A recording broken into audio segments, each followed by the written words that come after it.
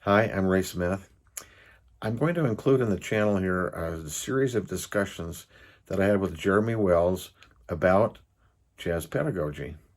He's a young band director who I think many, like many of you, did not play an instrument that usually played in a jazz band. He's a French horn player, a very fine one, and I think a very fine educator, but never had the opportunity to work with a jazz band, either in high school or college.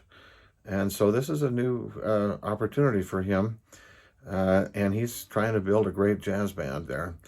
I think that these series of discussions could be very valuable to those of you who may be in a similar situation to Jeremy and to a lot of others as well. So we'll include them here in this playlist. Thank you. Well, this is a stretch for a French horn player. Yes, it has been, and it's been. I've been trying. I feel like every year I get a little bit better, but I know I have such a long ways to go um, for jazz. So Yeah. thank you for being willing to make time for this. Well, I hope I can help you. Where do you feel like your weaknesses are? I think my biggest weaknesses are improvisation, just understanding how to approach it. I mean, I've Yeah. heard a lot about it, but being able actually to do it, the Yeah. hands-on stuff, and then also the rhythm section. Yeah. So, yeah, rhythm section, that's always a biggie. In fact, you don't have anything in your schooling that prepares you for that. Yeah, no, You're a French horn player, you've usually never even played in a group that had a rhythm section, let alone right. Yeah, just, yeah. yeah. Yeah. Okay, good. Now, did you say you already got the book? Yes. Yep, I've got it. Okay, great. And have you ever been to the YouTube channel? I have. I've looked at a little bit. I haven't looked a lot on there, but I have watched a couple of things. So Okay, good. I think the YouTube channel can save us a lot of challenges because there's a lot of good things demonstrated on there. But hmm especially in the rhythm section area, um, I broke it into a few pieces, but it's like about 2 hours of. I actually did it in the jazz pedagogy class. I had students come in where we could actually demonstrate it and work with the rhythm section and stuff. very And cool. and it's about 2 hours long, but then I broke it into pieces, so that it's not as long. But um, looking at that is going to help a lot with your rhythm section stuff. Yeah. Okay. Uh, and I think that you'll appreciate the chapters in the book. What is it? It's about 14 to 18, I think, in the book are rhythm section chapters. hmm And but I think that those are going to be a lot more valuable if you look at those videos too. Okay. What we're really unable to do, really, in this kind of context, is actually have a rhythm section sit here and demonstrate this stuff for you. Right. Unfortunately, but But I do have it on the YouTube channel, so we got it. yeah, yeah. So that'll be good. And That'll be good. it's a lot of the stuff that I think is the most important stuff you need to know. And a lot of people say, well, and I make this point in the book about the rhythm section that, well, you're not really a rhythm section player or a rhythm section specialist. No, I'm not. And actually, in some ways, this might be more valuable to somebody like you is how does somebody like me that's like you deal with a rhythm section? Right. Yeah. Someone who understands it from my perspective. Yes. Yeah. Because your rhythm section players see it from a little different perspective, probably. But I'm coming at it like, okay, as a non-rhythm section player, what do I do to get my rhythm section happening? And Yep. you might say, oh, well, you're working with synthesis, you don't have to worry about it. I'm always having to deal with it, even in synthesis. But Uh-huh. but I also go out and I do have a little of this out there. I've got hours and hours and hours of me out in the public schools video working with high school kids and junior high school kids and actually Mhm. solving real problems. It's just so much editing. I just haven't ever gotten to it. I've got just tons of this stuff. And Yeah. I did it when I was on a sabbatical in 2011, and we went out a lot of mornings and did this in the early morning jazz band rehearsals and everything. hmm And I had a videographer follow me, and I've got a lot of stuff, but I don't have it all available on the channel yet. I'm intending to get there, but it's just a lot of work to edit Yeah. Yeah. that. I'm But sure. there is quite a bit of stuff though that can be really helpful to you. But especially from the rhythm section standpoint. Mhm. One of the things that I find now, I'll just say this, and I'm trying to tailor this to you and where you're at instead of just like from scratch and everything. I Okay. mean, you're already well trained in how do you deal with a section in a band? How do you deal Mhm. with the horn section even, How do you deal with intonation? How do you deal with blend and balance and all that kind of stuff? Well, Right. that's not even a particle different in jazz band. It's all the same stuff. Yeah. Which is a relief. Yeah. But what is different, of course, is the style. Can you Mhm. deal with swing style? Can you deal with the rhythmic aspects of it and the articulation aspects of it? That's big, I Mhm. think. Yeah. And Yeah. our state requires, and I think this is important, and that they do, but they require at a region thing that you play at least one swing chart, right? Yeah. Yep. Yeah. And I think there's a good reason for that because the swing era is kind of our common practice period. Kind of like Baroque is like the common practice period in classical. Yeah. Yeah. That makes sense. Everything kind of emanates from that bebop era and the Hmm. swing style and everything. And so I think we want to be sure we look at some of that and make sure that you're really up to speed. And I do have some really good YouTube videos on that and demonstrating the stuff that's in the book. That chapter 9 deals with jazz articulation. Chapter 7 deals with rhythmic feel, and chapter 8 deals with the how to teach rhythms and work with jazz rhythms. And chapter 9 deals with articulation, and then chapter 10 deals with how do you take those articulations into other styles like funk and Latin and stuff. Right. Okay. And then chapter 11, how do you deal with this in a ballad? And that's the other thing that's required in a festival set is a ballad, right? Right. Yeah. Right. Yeah. So I think we want to look at that. And there's two different ballad chapters in the book. The chapter 11, how do you deal with the whole band with the ballad? Hmm. What are some things to think about? And then chapter 22, how do you deal with your ballad soloist? Because a ballad features usually one soloist from the band. You're trying to Uh-huh. choose one of your best kids. And how do you Right. work with that student that actually is your feature that's kind of going to be the face of the band? So, Yeah. Okay. That makes sense. yeah. Oh, I've got these automatic lights in here. I have to wave my Uh, hands around every once in a while. right. So anyway, that part of the book deals with that. And then when you get back to chapter 19, the rhythm section, chapters go 14, 18. Chapter 19 deals with the beginnings of how to deal with improvisation, and then 20 and Mhm. 21 go into a lot more detail on different approaches on different kinds of tunes. And so, uh, do you own? Well, we could just use charts that you have at school, even. But uh, I usually have people get for the class the Lenny Niehaus book. It's called Jazz Conception for Saxophone. Even though they're not everybody's a saxophonist, they're just jazz etudes, and they're really good Mhm. for dealing with how do you deal with this kind of rhythmic stuff and this kind of articulation on this thing. Yeah. Yeah. It I think I might have a copy of it. Um, is it? I might have to go look. has a green splotch in the middle of the cover.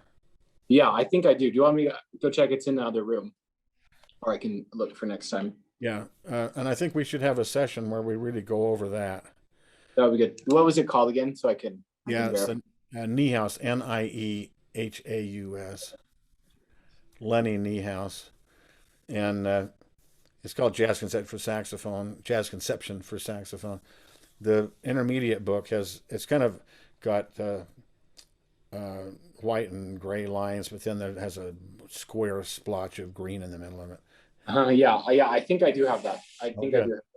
So There's a more beginning or basic book. It's called the basic book that's red. And then there's a more advanced book that's yellow and or gold in the middle. okay. But the one I like to work with, I work with it with high school kids and college students because I feel like it's just laid out well. I Yeah. really I like using it a lot because I can quickly get to all the places that you need to say, how do I solve this? And how do I solve this? And when Okay. you're in front of that band, you got to be able to say, guys, we've got to articulate this together. Get your pencil out. Let me give you the articulations for this. Yeah. Yeah. Or of course, over a better than that over a period of time is you've taught the principles so they can sit down and put the articulations in themselves. Right. Yeah. Yeah, Yeah. but at first it's going to be you saying, do this probably. But I think ultimately in all teaching, at least my philosophy to teaching is I teach them correct principles and they govern themselves, what the prophet Joseph Smith said. Right. Right. And so I always try to teach by principle because then the student, if they understand the principles, can apply that in any situation without me needing to be there. Yeah. Yeah. Which is the goal. And that's what I want to do with you is help make sure you understand those principles so that you know what to tell your band, and then Mhm. you can teach those principles to your band. But sometimes you don't have time right at the moment, and you just have to say, guys, I need you to tongue this way. Mark this in, you know. Mhm. Yeah. And, Yep. and the thing you need to know about that is that a lot of times it's written stupidly. It's not written like you'd want to do it at all. Mhm. It's a deep mystery why that stuff gets on paper, but it's I don't know if you know who Wayne Bergeron is, but he's like Uh-huh. lead trumpet in Gordon Goodwin's Big Fat Band. Yeah.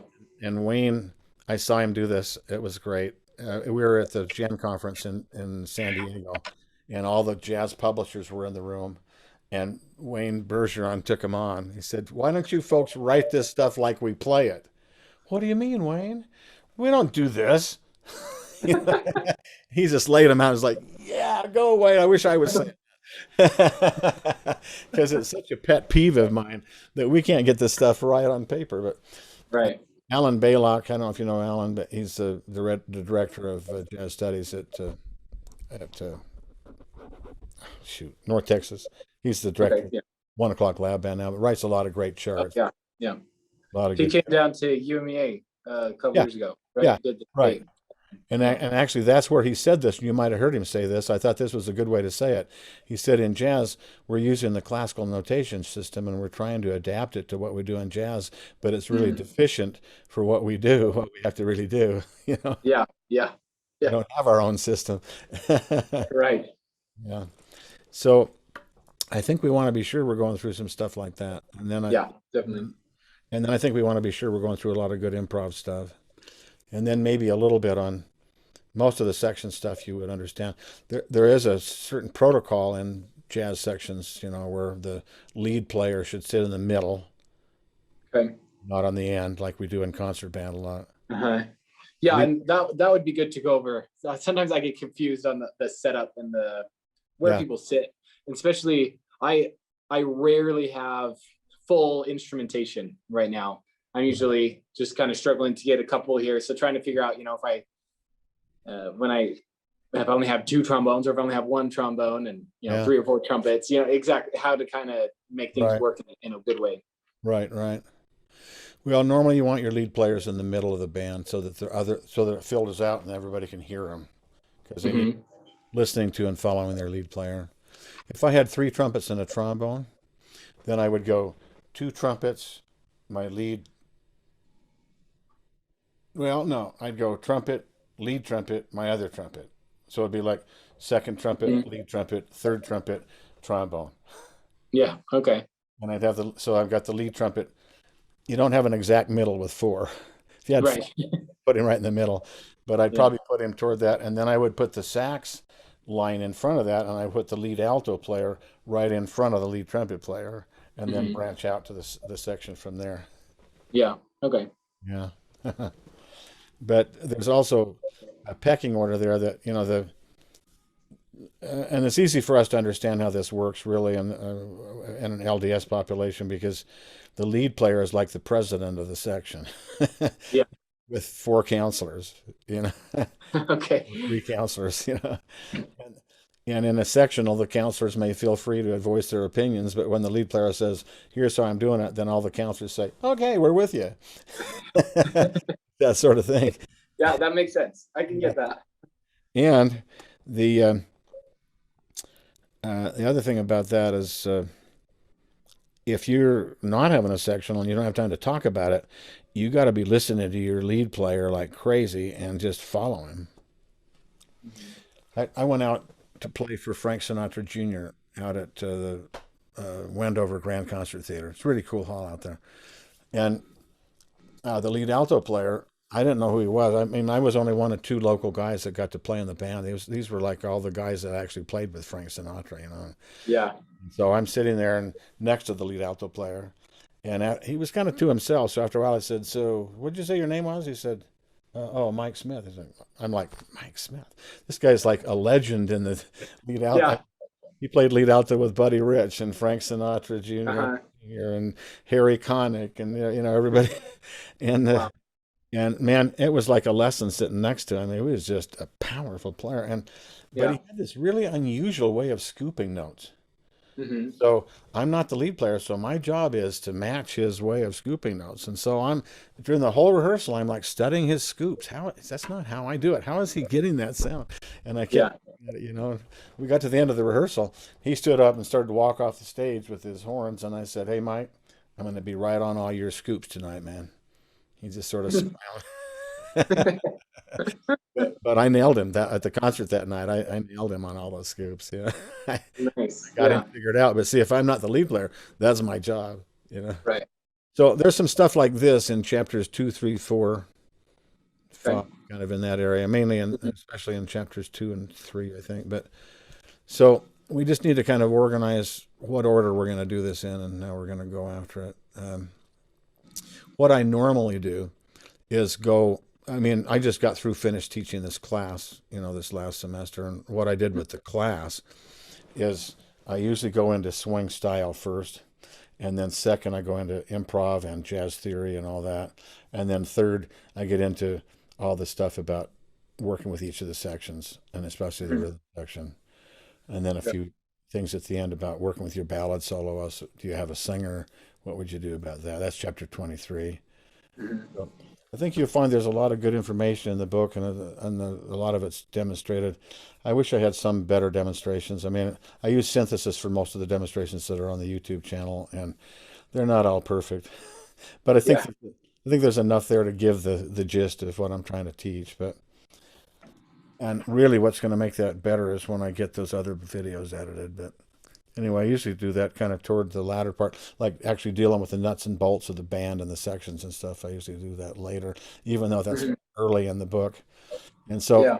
I think it might be good if we started with like chapters 7, 8, 9, 10 right in there, Okay. and really go over jazz style, the rhythmic aspects, and the articulation aspects of jazz style. Okay. I'll kind of put this together in a syllabus once we decide how we really want to do it. Yeah. Um, but I think we could start there. And I've got those are videos that are really well outlined in the YouTube chapter too, because I mean the YouTube channel, because I specifically coordinated with the book and played the examples in the book, and so you can hear it and see it, and the Mhm. combination of having the book in hand and hearing it is ideal. Okay. Cool.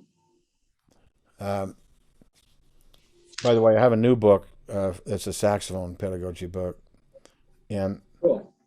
so on the YouTube channel, it's actually divided into two different playlists now. And one playlist is for the jazz book, the second playlist is for the saxophone book, and then Yeah. there's kind of a third miscellaneous list. But there are some things in that saxophone list that are really good too. And I actually took and repeated some of it in the jazz. I just took the video from the saxophone and put it also in the jazz.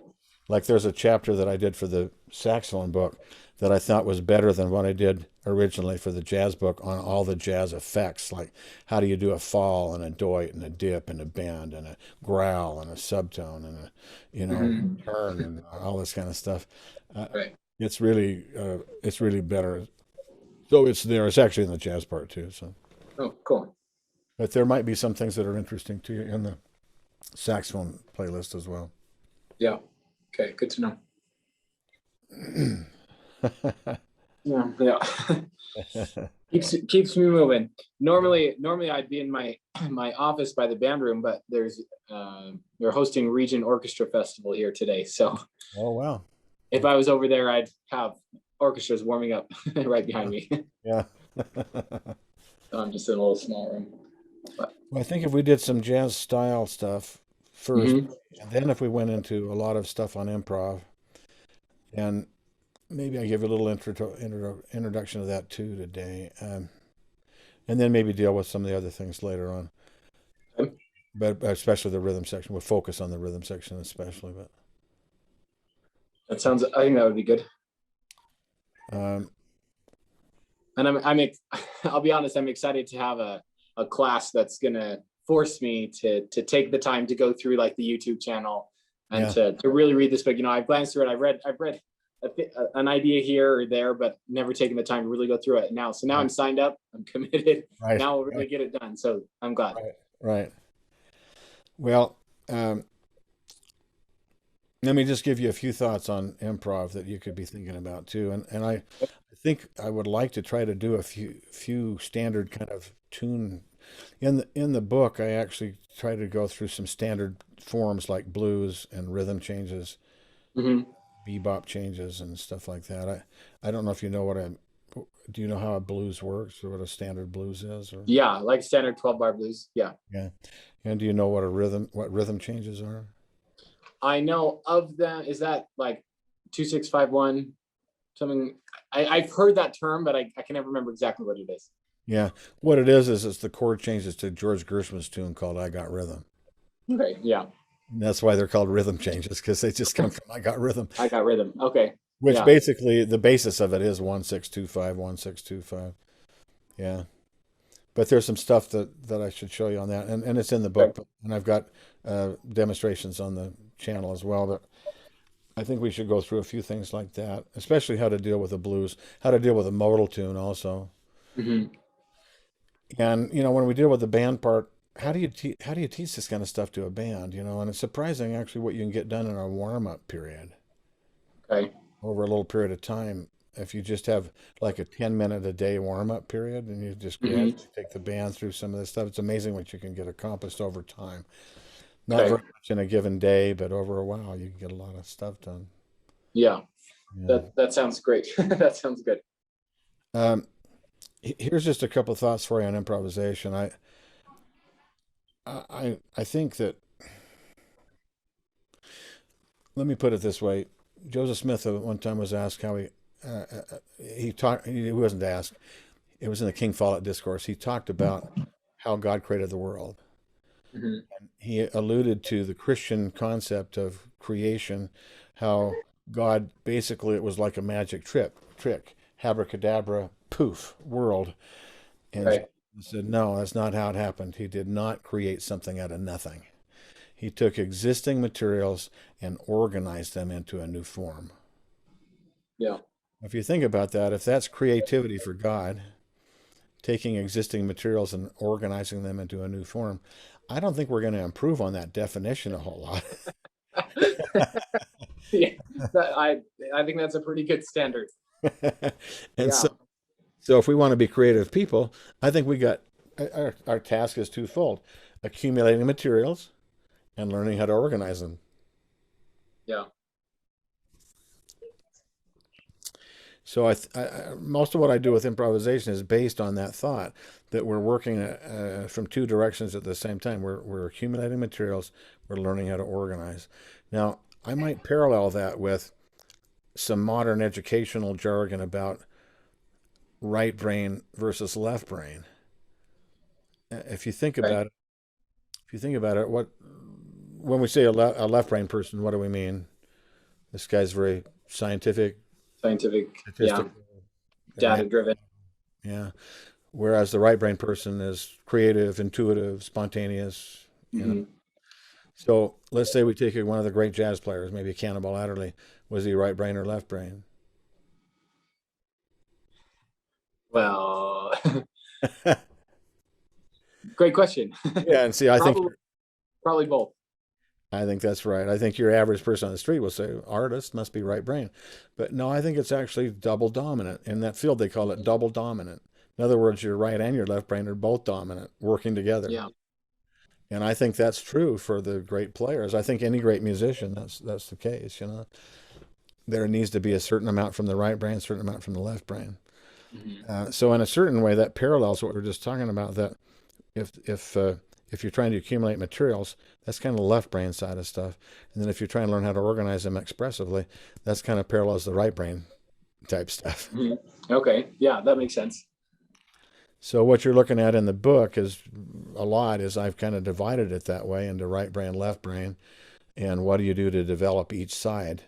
Now, in modern education, we don't do much with the right brain, frankly. It's mostly all left brain oriented, because, well, why? We can teach that. We can teach theory. We can, And this is measure. the math part of music, and you can teach it, and you can give a test on it, and you can measure it. Yeah. Whereas the right brain is much more hard to quantify. And so I think we give a bad message to the kids that it's all about left brain stuff because that's how we focus and I think this happens even in private lessons, but Yep. what would you do to do right brain? See, I'd be saying to a kid, okay, here's something I'd like you to do. This is something I did in high school, actually. But for about 2 hours a night, I would play along by ear with different radio stations, you know, Yeah. Yeah. I'd go up and down the dial, and I'd be up on the jazz radio station, not jazz, rock radio station. Then I go down on Club 57, easy listening, and then I go up to we used to have a classical station, and then I go up to the another rock station. I'd be playing along stations and playing by ear. So, okay, let's say I assign the kid to do that. All right, I want you to go out and play with the radio 2 hours a night. Figure out what key you're in, psych out the rhythmic basis, see if you can fit into the group. Intuitive. This is a great exercise, actually. Yeah. Yeah. What happens when he comes back to the lesson next week? Did you do that? Yeah. Great. Do that again this week. $80, please. Right. How long does it take this kid to realize that he doesn't need me in that loop? Right. I mean, really, in a way, teaching left brain stuff is job preservation. But that right brain stuff is so important, see, but it's harder to quantify. Here's another thing I used to do in high school. I'd sit in my room, turn off all the lights, and just play my horn and see if I could play my emotions. No preconceived tune or chord progression or anything else. Just, can I play my emotions, what I'm feeling right now? I think Cool. it's a great thing to do. But how do you give a test on that? How do you measure that? Right. Yeah. Yeah. Of course, another wonderful thing to do is transcribe. I think you know what I Yeah. mean by transcribing. Yeah. Transcribing, though, is usually used in the sense of I'm going to write it down, right? Hmm. We Yeah. transcribe it off the recording and we write it down. Well, that kind of transcribing is almost more of a left brain exercise, whereas if I learn to play it to my instrument, now that's more of a right brain exercise. Yeah. Now, we want it to be more right brained, so I'm transcribing to my horn, playing it on my instrument. And that, I have to be careful how I use the word horn when I'm with you, but I I I always refer to pretty much every instrument as a horn, yep. so it's okay. Yeah. I sometimes I confuse my students because I use that word too much. So So the point is that, okay, so I get you transcribing. Now, I do have a role in that at first, I think. First of all, to make you aware of it and to inspire you to do it. And I could even show you some specialized techniques for transcribing that would help speed it up a little bit and stuff. Mhm. And maybe I need to help you learn how to hear more deeply, a little more detailed. But after a little bit, what am I really doing in that process? It's really Right. between you and the music. Yeah. Now I say, okay, did you get a solo transcribe this week? Yeah, great. Why don't you do another one this week? $80, please. And I think that's what the problem with right brain stuff. I mean, probably the best thing that we could do in a college improvisation class would be say, okay, uh, have 25. Want you to play by ear with recordings for an hour a day, and then have 25 solos transcribed by the end of the semester. All right, see you at the end. Yeah. See, that's not going to hold up academically very well. No, but it would sure be great for the students. Yes, it would. It'd be one of the best things that could happen. So that's my point, is that you really need to do both things. You need to be doing left brain things and right brain things. And I think we've been so dominant on left brain. What are the left brain things? Well, do you know your scales? Can you play chords? Do you understand how chords function? Could you put Roman numerals on these chords and how this progression works and stuff like that? Well, that's all important, but it's kind of like the grammar part. I mean, when you think about it, do you remember what Suzuki's main point was? The mother tongue approach, right? Yeah, exactly. And that means you learn how to play the same way you learn how to talk. Well, did you Yeah. learn how to talk out of a book? No. You're already talking fluently when you finally learned how to say, oh, here's the stuff that represents those sounds and how they're written in a book. And it's the same kind of thing. And then, later you're like diagramming sentences and everything, and you understand how a noun and a verb, and oh, this is a participle, and oh, I got a prepositional phrase right here, and all that stuff. Mhm. But and I think there's a lot of value in that. But do you actually think that way when you talk? No. Like, let's see, I got to talk to Ray. I'm going to need a noun and a verb. Yeah. Yeah. Oh, yeah, I better use an adjective. Oh, I know, an adverb. That'll get him. Yeah. Oh, Right. really, it's the same ultimately when you're improvising. Yes, it's valuable to know all that theory and to go through all that work in the left brain area, but ultimately, what really matters is that the right brain can put it together. Mm. Yeah. And I have an image for this. It's like the computer. If you think about let's say you're going to do some word processing on the computer, so you crank it up, double click on your word processing icon, and what does it actually do? It goes into the hard drive and pulls out the information into RAM that you're going to be needing to do word processing, right? Yeah. Then you're word processing for a while, but where are you actually working? So you're not working on the hard disk, you're working in RAM. Right. And so you're working in RAM, and if the power went out right now, you lose everything. Except now we have auto save, so sometimes it's saving it periodically to the hard disk. Yeah. So you don't lose everything, maybe. Right. But the point is, there's this interfacing that happens between Mhm. the hard disk and the where your permanent storage is, and your temporary storage, which is your RAM. And you do most all your creative work actually in RAM, and then when you're done with your creative work, then you store it in the hard disk. Yeah. Yeah. I think in a fairly real way, that's kind of like your left brain and your right brain again, because Mhm. and let's say that you're working on word processing and you say, oh, I want to put a picture in. And the computer said, you don't see all this, but this is what's happening. The computer's saying, oh, excuse me, we don't have enough information to do pictures. Just a moment. Goes into the hard disk, pulls up the stuff needing for graphics. Okay, now you can put your picture in. Yeah. And there's this always constant interfacing back and forth. Well, I Mhm. think that's kind of like right brain, left brain. The left brain is like your permanent storage, just like the hard disk. And that's where you're storing all your numbers, 13579 and Mhm. all that kind of Yep. stuff. And then your right brain is where you're actually doing your creative work, which is like the Mhm. RAM.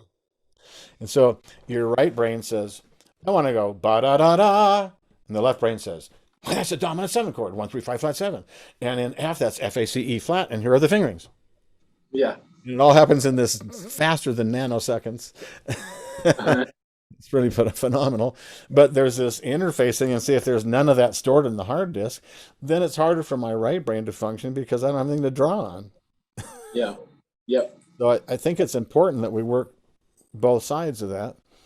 And when I'm working with students, I try to get them to work both sides of it. Makes sense. So chapter 19 gets into the idea of, the best thing you could do if you have a student that has a solo in your jazz band? Don't get into theory and stuff.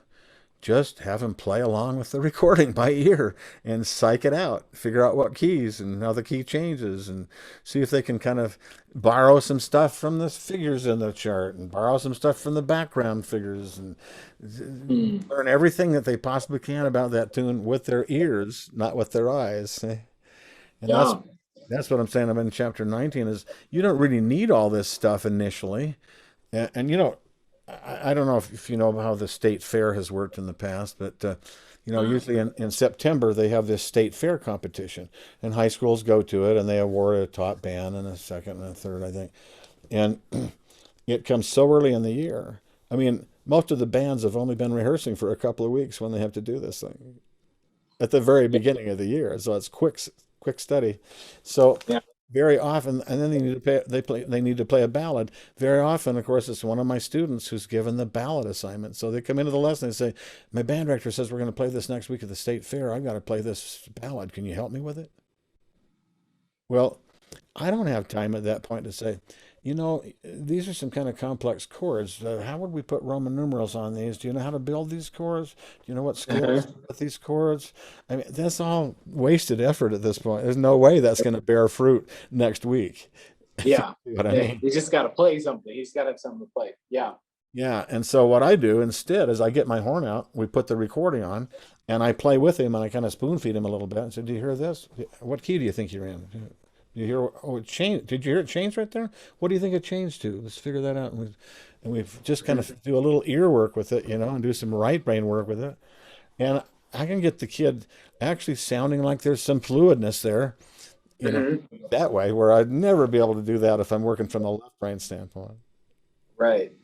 That makes so much sense, and it helps me look back because I think I've only known to come from the left brain standpoint because that's my jazz experience, is Yes. being shown like the chords and Yeah. and stuff. And Right. so that makes a lot of sense. That makes a lot of sense. So I have what I call my double dominant approach to learning tunes, Mhm. which is let's learn tunes and tunes and tunes, but let's learn them from a double dominant perspective, which means right and left brain, which means that I'm going to learn everything I can about the tune first with my right brain. And then second, I'm going to learn everything I can with my left brain. And then hopefully the two get married. Mhm. Yeah. Yeah, and that of course takes time, but you can actually get a lot more stuff going on with a soloist with your ears and right brain work than you can with the left originally. And then, yes, over a period of time, you do want to get into all that left brain stuff. Mhm. Because that will increase their ability to go farther with their playing, with their Yes, soloing. But exactly. And if you know what you're doing, you can always respond to things more quickly, and and yeah. understand what you're doing. It's plus your ears are going to see things your eye didn't see, but your Mhm. eyes are going to see some things your ears didn't hear either, and the two together really give you the best Mhm. look at everything. Yeah. So From just real fast, from my experience, it seems like when I try and encourage my students to try improvising, they tend to overthink it. yes, Um, and I think they overthink it in terms of like the left brain side. It's sounding like as just taking your approach yep, because yep, we talked about chords and chord progressions, and so they're trying to think about the chord too much instead of just listening and just trying to yeah. figure it out. I bet you know a guy named Brian Harker, Yes, I do. musicology faculty at BYU. Yeah, You yeah. might have had a class from him. I Uh, I don't know if I did have a class from him, okay. but What a lot of people don't know about Brian is he was a star in synthesis. He was a great jazz trumpet player. okay. And the way this happened is we're in the month of August, and I'm in my office down there at the end of the E wing, second floor, and some of the guys from the jazz band come around. Hey, have you heard this kid that's playing down in the practice room? This trumpet player. I said no. So we walk down there, and we're all standing outside this practice room, and he's like sounding really good. Yeah. And so I knocked on a door and I said, "Who are you?" He said, "I'm Brian Harker. Where are you from?" "From California." I said, "Do you know about the jazz band auditions?" "No." I said, "You need to come and audition." So he did, and he won the solo chair in synthesis. He was just back Wow. from his mission. He'd never been at BYU before his mission, but he was just back from his mission. Yeah. And so I gave him right away. I gave him a solo feature, and after a little while, he came down and he said, he came up to the front of the room after the rehearsal. He said, "Could I come down and get some help at your office?" I said, "Okay, sure." So he came down. We sat down at the piano, put his part up on the stand, and it started out in staying in E minor for a while. I said, "So, all right, so this part's the E minor. You want to be using the E Dorian scale, right?" He says, "Huh?" He was sounding good, man. He was already Yeah. sounding pretty good. But he Yeah. didn't know what he was calling, didn't what to call anything. He was just Yeah. using his ears. You just playing it. Oh, oh wow. Over here. If you use some of that sharp nine and flat nine stuff on this dominant, that would sound great. Huh? Sharp nine, flat nine? you know, What? that was a so much better position for him to be in where he's already playing that stuff. Yeah. Yeah. He's heard it, he's copied it, he's learned how to play it, he hears it, and then I can just say, "Oh, here's what you call that." Yeah. And in a certain way, it's not even important what you call it unless we want to talk about Right. Right. Yeah. it. So we can codify it into the theory so we can talk about it. And that's really all theory is the codification of practice after the fact. So Yeah. it's already being done that way. I mean, when you go into theory, you learn a whole lot of Bach principles, right? Well, Bach wasn't really, I don't think he sat down and thought up all those rules. It's just kind of how he heard it. And then we come along afterwards and say, now, if you want to sound like Bach, here's the rules you got to follow. No Right. parallel, don't double this, the third, and what have you. And it's similar, with Charlie Parker. You say you want to sound like Bird, here's the stuff you do, and that is what we're going to be doing a lot. Yeah. Yeah. The theory comes after the practice. One notable exception to that would be like Paul Hindemith. He wrote a book called The Craft of My Musical Composition, and it kind of boxed him in, frankly, because ever after that, it's like now when I write, I have to fit my book. you know. Or else nobody's going to want to read my book anymore. Right. Yeah. Interesting. But that's an interesting reversal of theory preceding practice.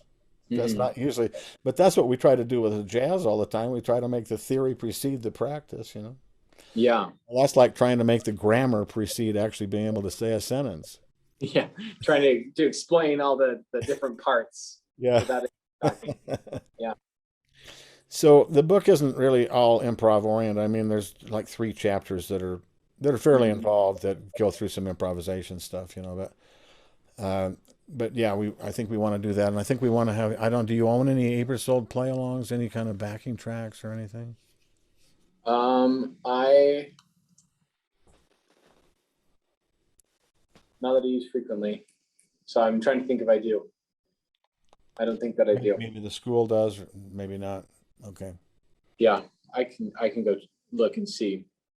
Do you own any kind of a fake book? Yes, I do. Yeah. Okay. The real book? Yeah, the real book, volume 1, and I think I could get.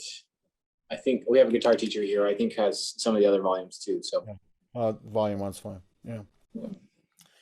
Do you have the real book app, the iRealB they call it? Yeah, the iReal Pro. Yeah, that's what it is. iReal Pro. Yeah. Yeah. It's just backing tracks that fit with the book. Yeah. That stuff's very valuable for working on improv. And yeah, that's what I've been told. And so I got it, and I've done a little bit with it, but like I said, I haven't done a lot with it yet. So yeah. Well, let me give you an assignment to get started on, because these things take a little bit of time. I want to give you a start towards your improv, and then I want to switch, and we'll talk a little bit about getting some articulation going. Good.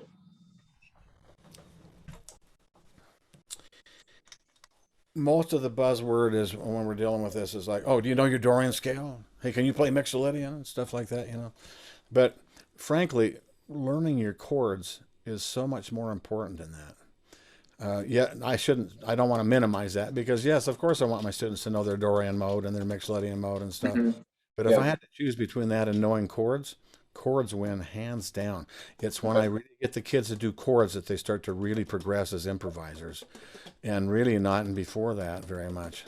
And so I do what I call a chord study, and I think that chords are really minimized. I mean, how much have you heard about practicing chords from an educational standpoint? Not a lot. So here's what I do with the young kids. I start with just 3 flavors. I don't want to blow you out. Probably should get behind that.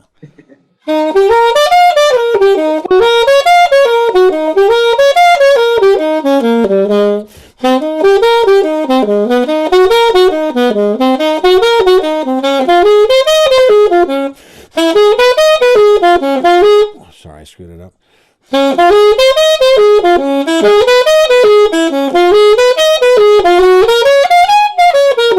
So what am I doing here? I'm playing a major chord, then a minor chord, then a dominant chord. And are you going to the 9th? Yep, everything in modern music goes to the 9th. So I always have the kids practice the chords to the 9th. Okay. So 1, 3, 5, 7, 9 would be your chord formula for major, which means that everything's in the key of the bottom note, right? Right. Yeah. 1, 3, 5, 7, 9. And then the way we talk about this is what I'd call parallel. What I don't just call it that. Everybody calls it, but parallel. 1 flat 3, 5 flat 7, 9. Compared to major. See, everything starts in jazz theory starts with major, and everything we do is compared to major. Yeah. Yeah. Yeah, so you start by knowing your major. And you could even start this way. You could go around the cycle. You understand the circle of dominance, the cycle of dominance? Yeah. Yeah. Not the circle of fifths, right? Right. You understand the difference, what I'm saying? I think I do. Yeah. I always forget which way is which, actually, but. Because if you go around the sharp side first, that's the circle of fifths. Mm-hmm. That's what Pythagoras theory came up. Hey, you go up by fifths, you make a full circle. Cool. Nothing to do with music. Music never goes that way. Right. That's called chord regression, Music always goes the other way. The flat side first. C, F, B flat, E flat, A flat, D flat, F sharp, Mhm. A, D, G, C. Why does it go that way? Because C is the dominant of F, and F is the dominant of B flat, and B flat's the dominant of E flat. That's why it's the cycle of dominance. Yeah. And therefore, everything that we do that has anything to do with the cycle should be done in that direction, not the other, because it's practical. That's the way music really goes. That's chord progression. Uh-huh. So you could actually just do all my major chords around the cycle.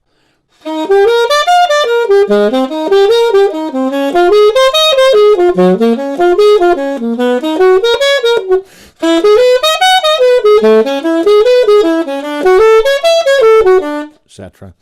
All the way around the circle, and just know all your major chords. But ultimately, what I want the kids to be able to do then is say, okay, I know my major chord. Now, if I flat the 3 and the 7, it'll be a minor chord. Mm-hmm. I could actually go around the circle this way.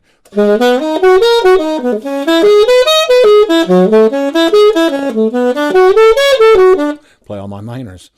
Or I could dominance. Dominant, of course, is 1, 3, major 3, 5, flat 7. So.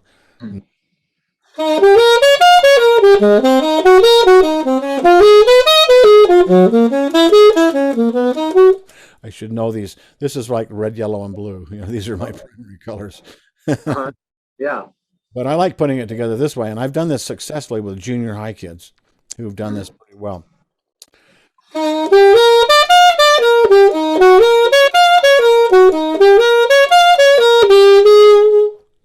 And see right there, I'm going to have the dominant modulate me to the next key. Mm-hmm. Yeah. Because when you go 1, 3, 5, flat 7, 9, flat 7, 5, 3, the 3 is your leading tone to the new key. Right? Mm-hmm. So Up a half step and you're there. So if I'm on C, then I come back to E, and then up a half step, now I'm on F. I'm going right around the circle that way. Mm-hmm. So after a while, I want them to be able to.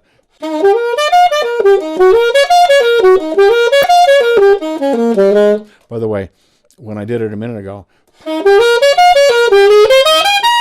that's going to put me too high. That's a high G. That's higher than most young kids can play, So what I would do is about every 4 keys, you find yourself dropping 2 octaves so you don't get so high. But right.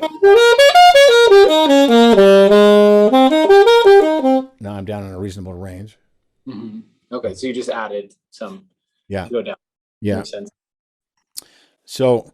But so does that? I just thinking using that in terms of in the classroom, like, would you have your ensemble play through that together all the way around the cycle? Absolutely. Yeah, it'd be a good warm up. Yeah. With the ranges of the instruments, does it work out? I mean, where does it work out to go down an octave, or it doesn't really matter. It doesn't really matter at all what octave they each of them play on. They can choose whatever octave they want. So, it doesn't matter if they're playing in different octaves from each other. Mm-hmm. Yeah. So I just let them choose that based on where it works best on their horn. Okay, that makes sense. And so those kind of things make good warm-up studies at first. This can be a way to get started with some of the theory inception, with your students. But and here's where this is headed. I mean, let me say first that the full chord study is 8 chords, not 3. With my college students and my better high school students, I've got them doing this.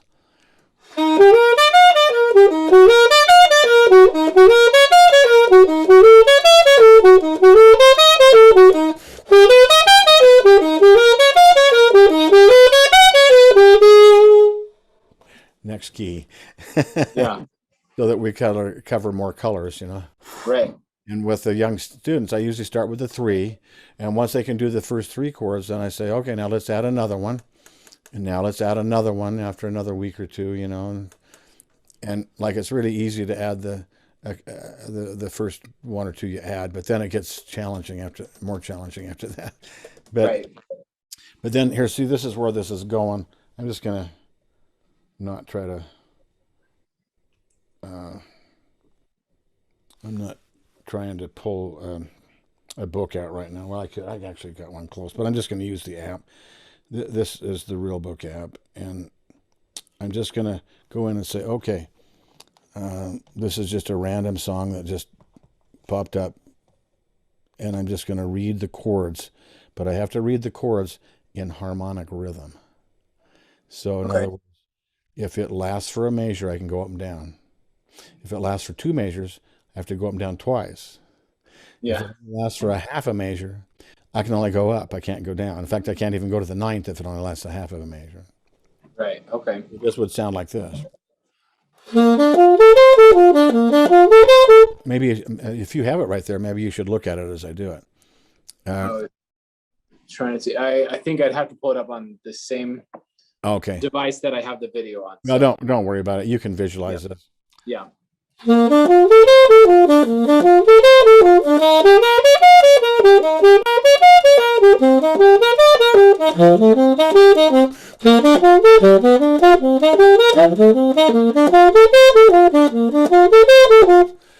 I'll actually get my kids at first when they're really young, a couple of tunes, one or two tunes a day.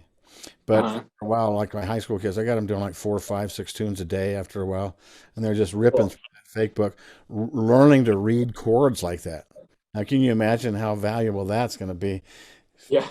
I'm like, that sounds so cool. Like I can just see like over time, the effects of that on their ability to play the chords and be able to read them. Yeah. That's cool. Yeah. And so I can pull up any tune in the fake book and basically do that with it. Now, let's say that you're doing this, though, and we haven't done all the chords yet, so there's going to be a few chords you don't know what to do with. Let's say you see a B-flat 7 sharp 11. You say, man, I don't know what to do about that sharp 11. Ignore it for right now. Just play B-flat dominant 7. And after a while, we'll get more specific, Or once in a while, you look at a page and you go, wow, that's really weird looking. What do you do then? Turn a page. Just make it valuable, don't do stuff that's stupid. I'm just gonna great. There's lots of pages. Yeah. Okay, I just flipped over a page.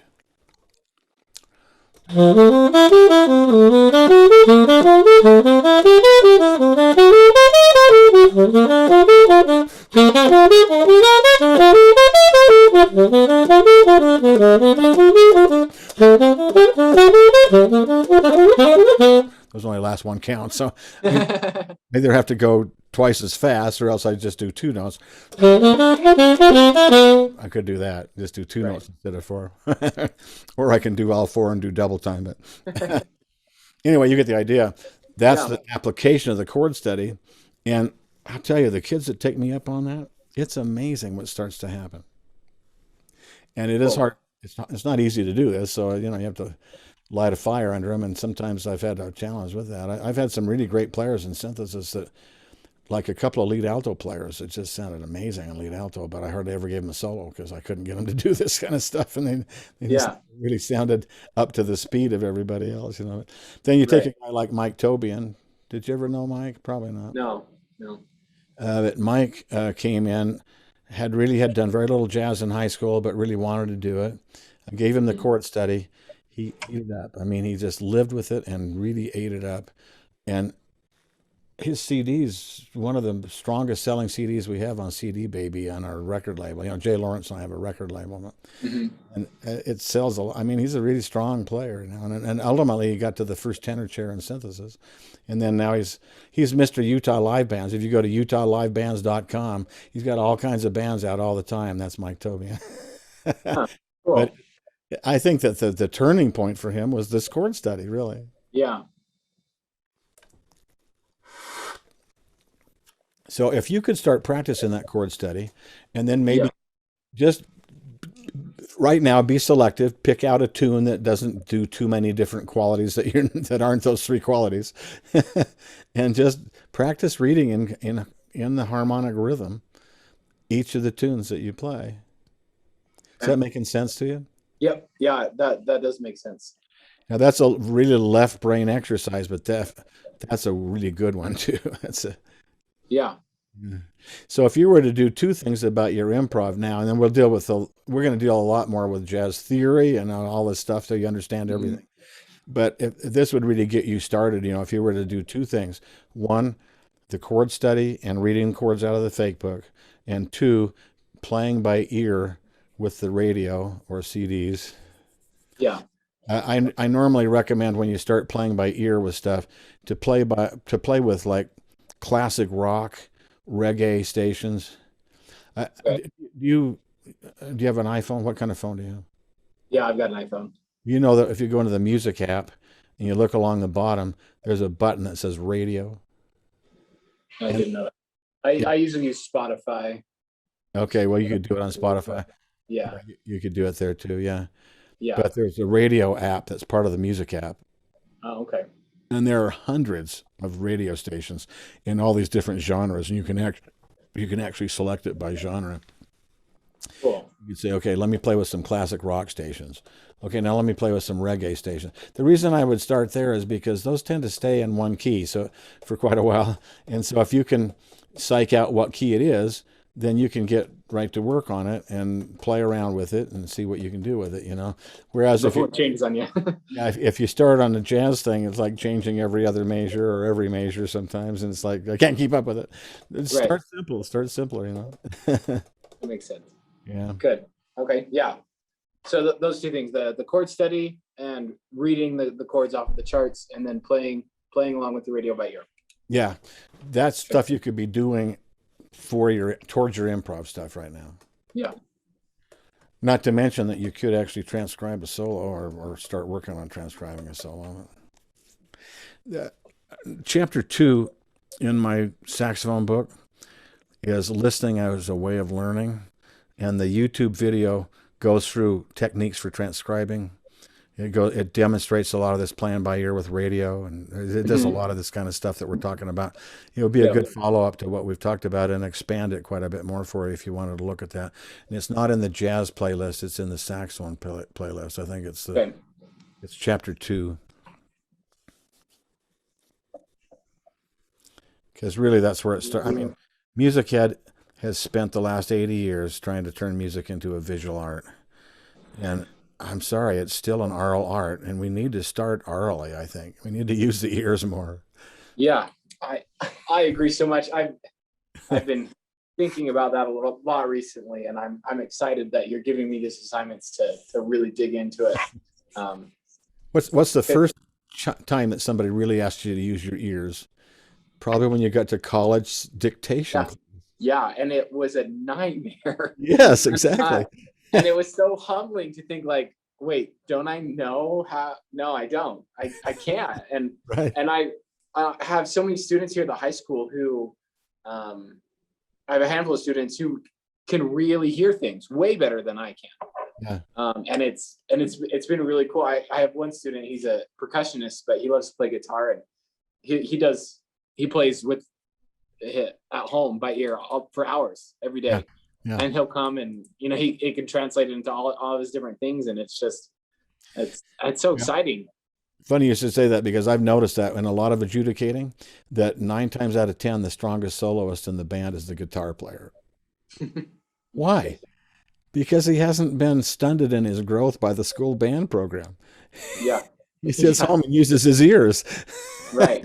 Yeah. You just said. Yeah.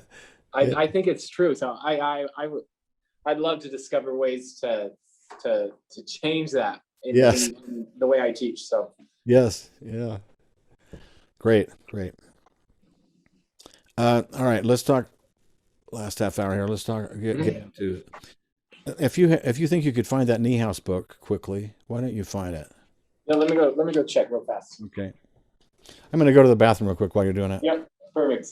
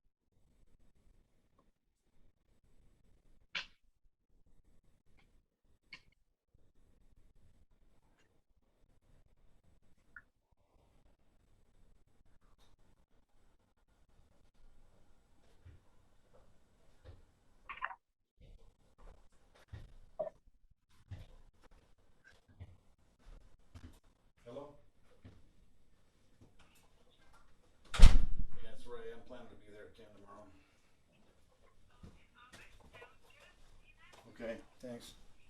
Bye. Did you find it? Yep. That's it. Perfect. Okay. Yeah. I like this book for a couple of reasons, but you'll notice that it's divided into two sections. And the first section he calls exercises, and the second section he calls etudes. Like there's really any difference, you know. Yeah, I was gonna say most people would call that the same thing, But I think the reason he's doing that is because the exercises are like drill. And up in the left-hand corner of the page, he shows you what he's drilling on each page. okay. Takes So that particular, and these are a lot of standard jazz conventions, and he takes that particular thing and drills it to death through that page. Then once you get to the etudes, then it's all mixed up, more like real music, and they're really fun to play. okay. Um, I've actually used this book training lead trumpet players for my band sometimes. It can go high after a while for like high F, but you need that from your lead players. So Yeah. but they can drop octaves. But I think you can use this book for more than just saxophone players. Is what I'm saying. But anyway, Okay. here's the two things that I would hope that you could get out of this book. You look at that A2 or exercise 1. Just go to right the very first, and you look at it and you say, "Can I use this like it is?" Well, first of all, the rhythms aren't like they look, right? Because we're swinging. For the stringing, yeah. So what would you have to do with the rhythms? Gotta swing the eighth notes, right? So Yeah. the first of any set of eighth notes is going to be longer. The second is going to be, well, the offbeat eighth note is going to be shorter. Yeah. Okay. So the downbeat's 2/3, the upbeat's 1/3. Yeah. So Basically. tripletized. Yeah, we're tripletizing. Most people tend to know that about eighth notes, but sometimes they don't know that that actually applies to absolutely every rhythm. So the first thing you have on the page is a dotted quarter eighth. How would it apply to that? Oh, well, the eighth note is got to be the last third of that beat. Perfect. Yeah. So So how that long means is the dotted quarter note is gonna it's gonna be a beat and 2/3, I guess. Is that- Exactly. Exactly. Yeah. It'll be 5/3. Now, if you're in concert band, that's going to be a 3-to-1 ratio. It'll be 1 and 2 and. Yeah. Here it's 1 and 2 and 1 and 2 and. hmm Yeah. 1, 2, 3, 4, 5, 6. So it changes the subdivision so that it swings. Yeah. So now it's a 5-to-1 ratio instead of a 3-to-1 ratio, if you see what I mean. And literally every figure has to be tripletized. So Right. I do this with my private students, and I've done this with the band. In fact, I had a hard thing in synthesis a while back where the intro went. It was a slow thing, but it swung. It was like boo bop, uh uh uh uh boo be boo ba do dan Get 15 people to play that at the same time as each other. Right. Not an easy thing. I actually had the band going boo doo da da da boo da da doo da doo doo da dee dee dee dee da da doo doo doo doo da doo doo da da doo da doo da da doo doo da da da. Okay. Yeah. So in other words, Really it's subdivide the it. same kind of thing. If you wanted to get your dotted 8/16ths right, you subdivide with your tongue and go dee dee dee da dee dee dee da dee dee dee da dee dee dee da dee dee dee da dee dee dee da dee 3-to-1 ratio, so you get the correct dotted 8/16th. I'm sure you've done that on the horn, right? Yeah. Yeah. Yep. In a classical setting, Yeah. you subdividing with your tongue physically so that you can imagine it and understand what the subdivision is. It's the same kind of thing here. So I go.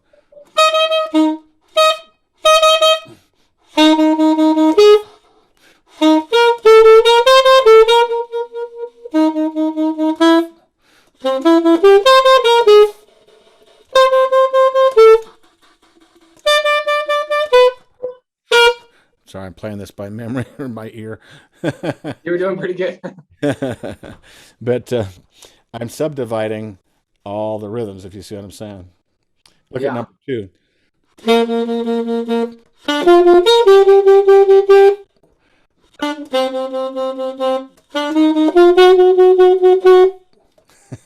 So in other words, there's 12 triplet notes in every measure, and I need to know Yeah. where every one of them falls, you know? Yeah. What a great, like you said, I've done that in the classical setting, but for some reason I've never thought of using that as a way to teach Yeah. timing for swinging, but it makes so much sense. I'm going to give you some other thoughts on that after a while, but this is a good beginning way to get going, I think. And so here's what I usually do to get the students started on a swing feel. I say, all right, let's play. It could be a chromatic scale, or it could be just a major scale, depending on the level of the student or whatever. But all right, let's just say it's a major scale.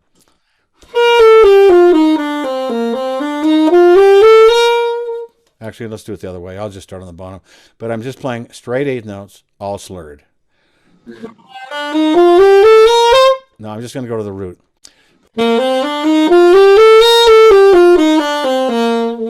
Okay, first assignment on this then is to swing the rhythm, tripletize the rhythm.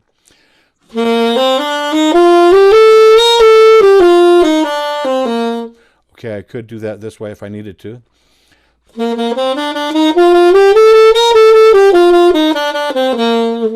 Anything on the downbeats, 2/3. Anything on the upbeats, 1/3. Now I want to add articulation. So far it's all slurred, or else I subdivide with the tongue. So now I'm going to say, all right, I'm going to add articulation. I'm going to tongue the upbeats, slur to the downbeats.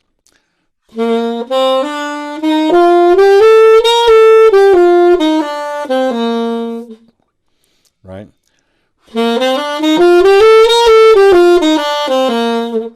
That's what I would call default mode for swing articulation. Leads to a couple of corollaries. One, I must tongue every upbeat. And second, that means I can never slur more than 2 notes at a time. Else I'm slurring to an upbeat. And then there's another thing that we add to this, that we always accent the top note of the contour. Now, what do I mean by that? If you drew a contour line over those notes, the notes I just played, you'd be going up.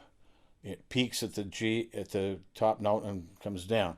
That note that sits at the peak gets an accent. Okay. I just give a little burst of air.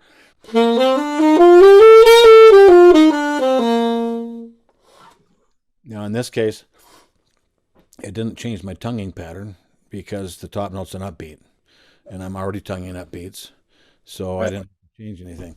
But what if my top note, and this is the next thing I do with the kids, is, okay, now let me make the top note, let's go to the ninth so that the top note's now a downbeat.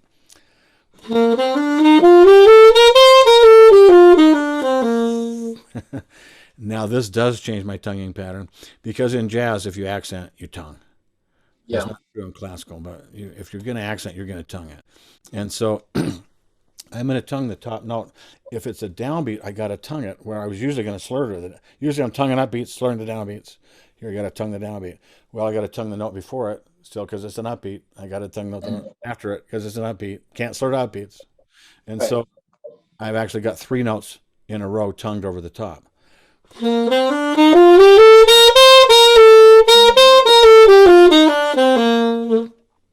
Okay. Yeah. This can make a really great warm-up for a band. Scales this way, where we're swinging the rhythms and we're getting the articulation pattern ingrained. Yeah. Your trombone players can't slur all that stuff. Right. That's true. So the trombone players tend to tongue every note. When they're a little more advanced, they can sometimes tell that there's a natural break here where it could actually do a slur, but they just have to kind of simulate the same kind of a sound, but by tonguing every note and keeping it legato. Okay. Yeah. I'm going to do that here. I tongued every note. Yeah. Okay. Here it is slurring. Not a very big difference. No, there's not. Yeah, that makes sense. And that's what the trombone players have to do.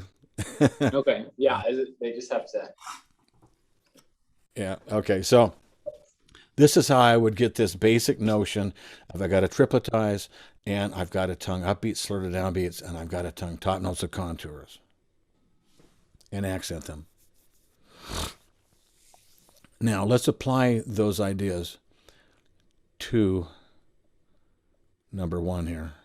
We actually need to talk about. Let me continue just a little bit longer. I have a really good video on all this as chapter 9, coordinated to it's chapter 9 in the book, but the video is called chapter 9 too. It's coordinated to it, and it'd be really good follow up to go ahead and look at that after this. But the second thing you got to deal with is dot notes. Now, what do I mean by a dot note? If you look at that first note, has a TP vertical accent over it. Right. Yeah. That vertical accent in jazz means dot, which if you analyze that syllable, what does that mean? The D means I tongued it. Yeah. Dot, dot, dot. There's a tongue.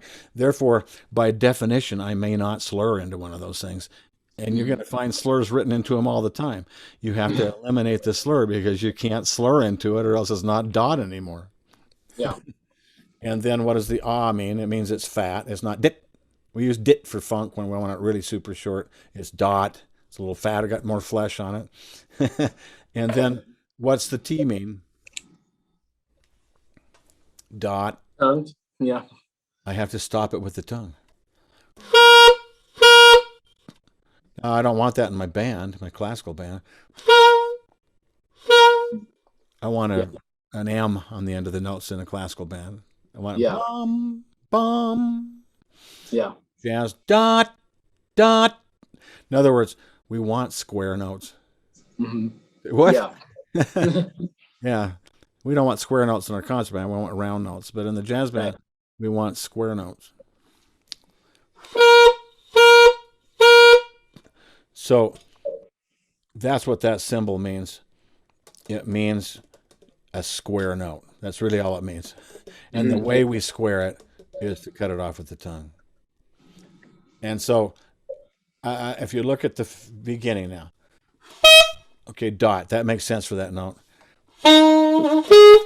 Dot makes sense on that note. Dots are all, most quarter notes are dot, and all eighth notes before an upbeat like that one, like that last one, those are all dot. Even if they forget to write a dot on it, it's still dot. Yeah. Put that on. Now what about this part? This is trouble. Okay, I'm tonguing the upbeat and I'm slurring the downbeat. But you're not doing the dots. Right, I didn't do a dot. I got to get rid of that slur. What about the A? It's a Top note of a contour. top of a contour. Okay, yeah. Those need to be tongued. Therefore, out of 3 slurs, we're going to use 1. Just the first one. And then we're going to tongue everything else. You notice it doesn't sound like this.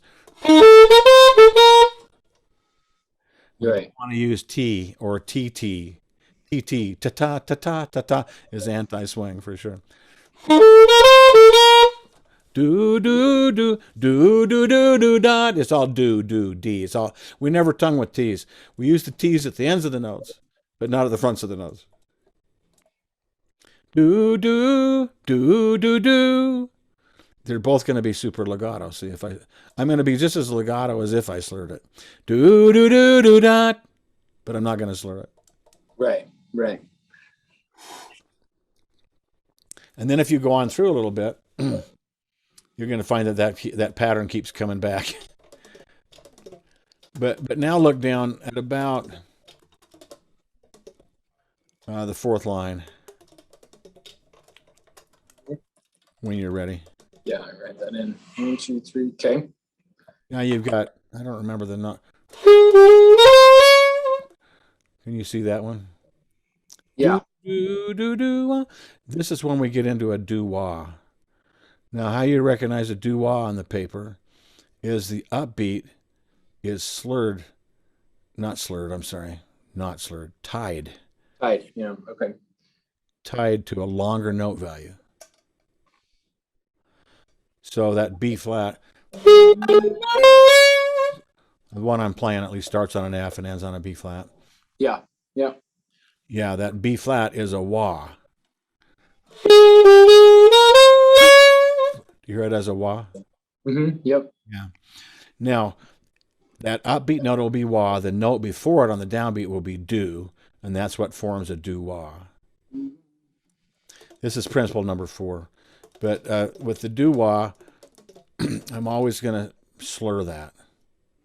So I mentioned a few minutes ago we never slur to upbeats. We always have to tongue upbeats.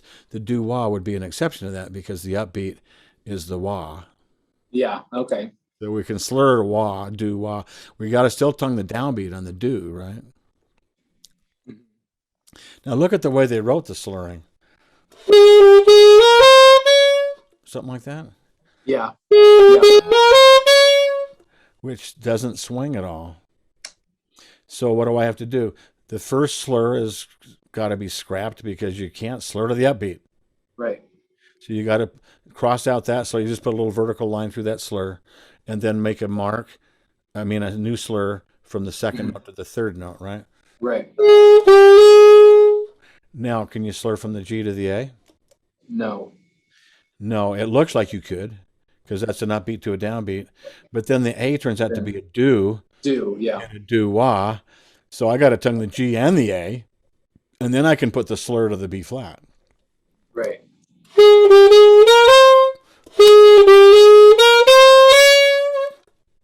So now we're slurring everywhere where the slurs weren't marked and tonguing everywhere where it was slurred. Exactly.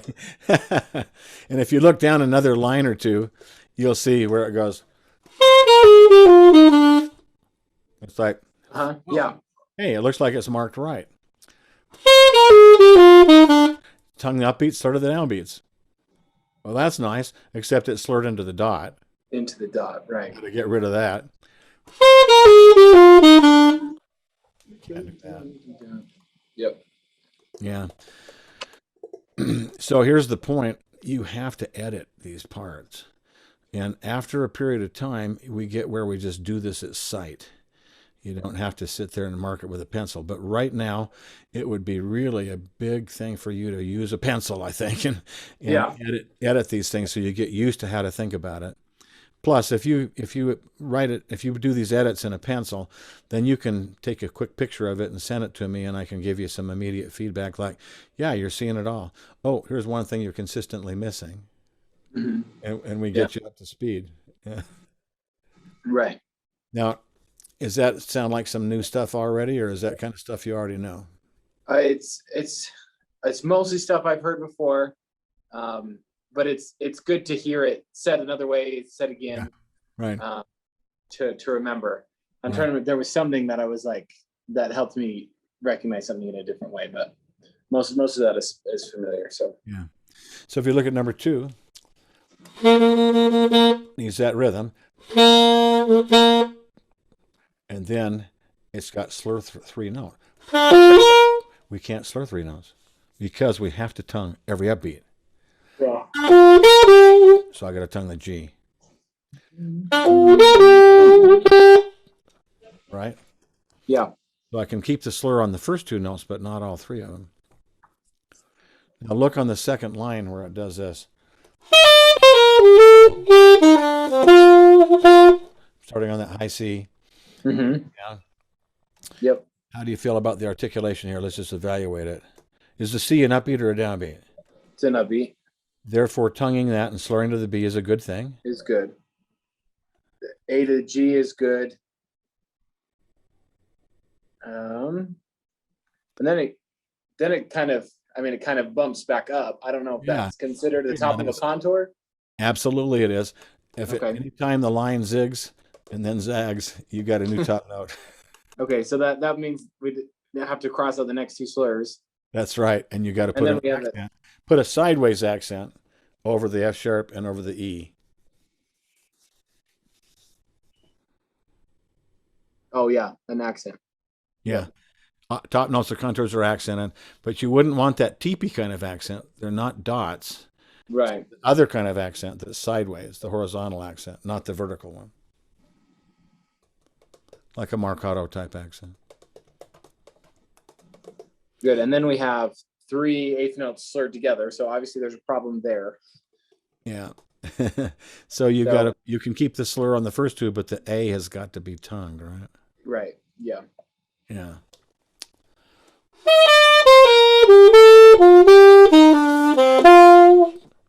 Now, if you do it like it's written,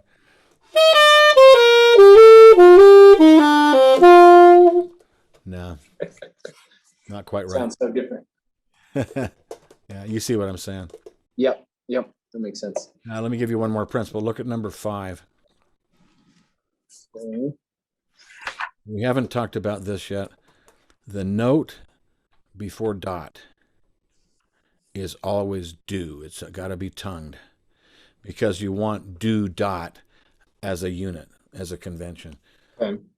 Really, do dot is the transliteration of bebop, the very convention that gave the language its name. Oh, that's new. I never heard that before. That's interesting. But I do guess that makes sense. bebop, bebop. But the problem is on a horn on your face, you can't do B's and P's. No. Yeah. So we have to translate them to D's and Do T's. dot. Okay. Yeah. So if it bop, no, you need the bebop. You need the B before the bop. Right. The note before dot is always tongued. So now if you look at this number 5, it slurs the note before the dot. Uh-huh. So you got to cross that slur out. I'm going to tongue all 3 notes. Do, do, dot. And here's another thing for you. That dotted quarter note right there. Do, do, dot, bois. I call those bois. Maybe to be consistent with myself, I probably should call them dois, but I've been calling them bois forever. But listen to how it sounds.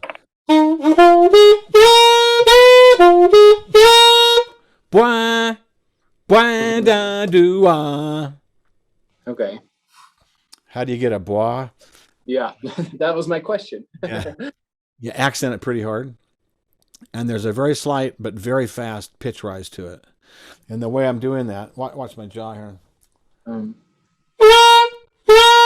starting with my jaw back a little bit and then thrusting it forward right as I attack it hard. So, All-State thing this year, there were quite a few bois in it. I have a feeling a lot of the kids didn't ever know what a bois was or even do it, but there was a lot of bois in it. Yeah. So how do you, if you're looking at a part, how do you know if it's going to be a bois note? Because it's an upbeat dotted quarter note or the equivalent. Okay, right. The equivalent would mean maybe it's a quarter note tied to an eighth note or an eighth note tied to a quarter note. Uh-huh. Yeah. I go over all that kind of stuff a little bit, so you should look at that video with number 9. So yeah, I will.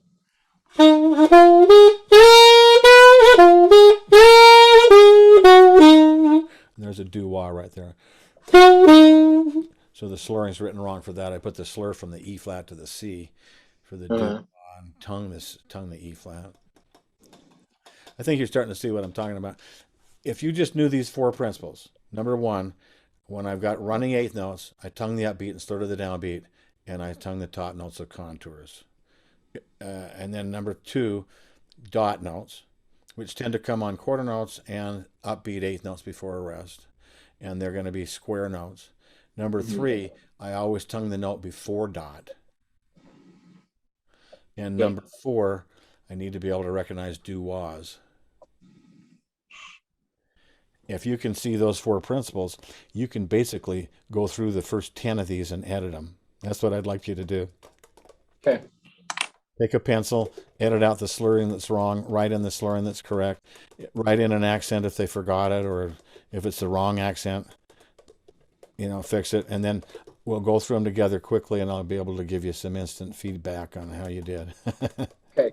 Sounds good. And then you should take your horn up and try to play them a little bit. Yeah. You don't have to beat yourself playing them all, because once you get a little bit of it, you got most of it, but I'd do 2 or 3 lines of each of them or something and see if you can make them sound like they're swinging and like the articulation sounds right. Okay. I can do that. It's one thing to understand the principle. It's another thing to actually sound like that. Right. Yeah, that's a whole different thing. Yeah. So I think this is really important that you can tell this. I always, for some reason, I get a lot of students that come from other teachers, And for some reason, they come and they don't know anything about articulation. Sometimes the teacher has done a really good job getting them listening and hearing and playing by ear and transcribing and stuff, but they still don't know what to do when they're reading a line. They don't sound like they're authentic at all. It's like, for some reason, I'm one of the few people that seems to care about teaching that. I don't know why that is, but Mhm. I do Okay. know that Yeah. I do know that it helps. The last time that we did the All-State things live, it was Randall Clark and I over at Mountain View High School, and every time one of my students would come, I wouldn't ever tell him, but he would, when they would start to leave, he'd say, "One of yours?" I'd say, "Yeah." He said, "I can always tell, man, because they can swing and they know how to articulate and they have a big sound." And now they don't do it that way. They do it online, of course. But Yeah. although the last 3 years running, I've had all 5 of my students from my studio in the All-State Jazz Band. I've almost, over many years, I've had almost always 3, if not 4, of the 5. Yeah. But the last 3 years, and I've had 5 before, but the last 3 years running consecutively, all 5 are my students. Wow. Yeah. And I think it has something to do with the fact that we get this kind of stuff done. Yeah. Yeah. Yeah. I think so. How many, just out of curiosity, how many private students do you teach at a time? Yeah. I have 8 slots, but I have a number of students that trade slots with each other. So I don't know. I'd have to think about it, how many there are actually. Yeah. Got probably at least 12 students or something like that. Okay. Yeah. Wow. Cool. Because I can only usually teach on late Tuesday, Thursday afternoons when I'm Mhm. at BYU, and I've got synthesis and sax master class and stuff on Mondays and Wednesdays, and Yeah. jazz master class on Fridays, and so I can only teach. So I usually teach from 2:30 to 6:30 on Tuesday and Thursday. Mhm. Cool. But I do get through quite a few kids because of the trading thing and stuff, Yeah. alternating. That makes sense. Um, what I'm thinking for us is today I couldn't start at 2:30, but I think I could normally start at 2:30, and if we did it on Wednesday 2:30 and go a couple of hours maybe. Yeah. So Wednesday works for this week for me. Not usually. Starting next week, I have marching band starting. Oh no. Mm. Yeah. On Wednesdays. So What about Monday? Monday could work. And you don't have to Um, do earlier in the day than 2:30, right, ever? no, I mean, I Yeah. could, uh, Well, we may have to do it on Monday then instead of Wednesday. I was hoping not to have stuff on Monday, but maybe we do I that. apologize. Is that the timing though that would work, like 2:30 to 4:30? Yeah, that would work on Mondays. Yeah. Next Monday, I have a medical procedure at 2:30. I'm at the Oh, imaging center. Oh boy. Well, maybe that week we do Friday. What a Friday at work. yeah, Friday would work. Oh, actually, that probably won't work, man.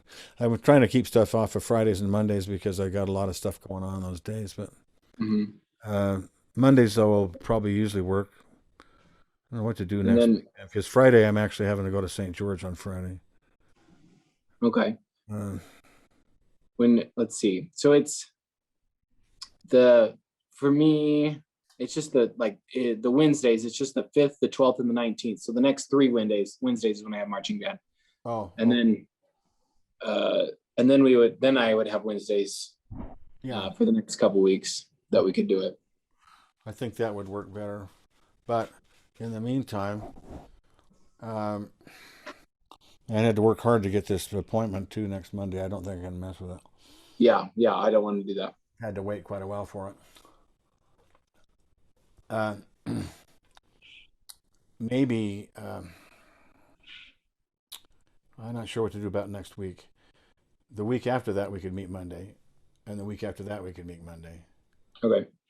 Um, and Friday it would still be the 2:30 be the earliest you could think about it, right? Yeah. Well, actually, Fridays would be 3. I have my jazz band from 2 to 3 Okay. Fridays. Yeah. Well, that's going to be too late for sure on the whatever that is. It's the 7th, I think. I got Okay. to go to St. George earlier than that. Yeah, we wouldn't want to do that to you. Um, Well, okay. We have to think about next week. Not sure what I can do. Maybe we can get a night thing in next week. Yeah, that might work. I don't like to do that, but sometimes we have to. Right. I'm the same way.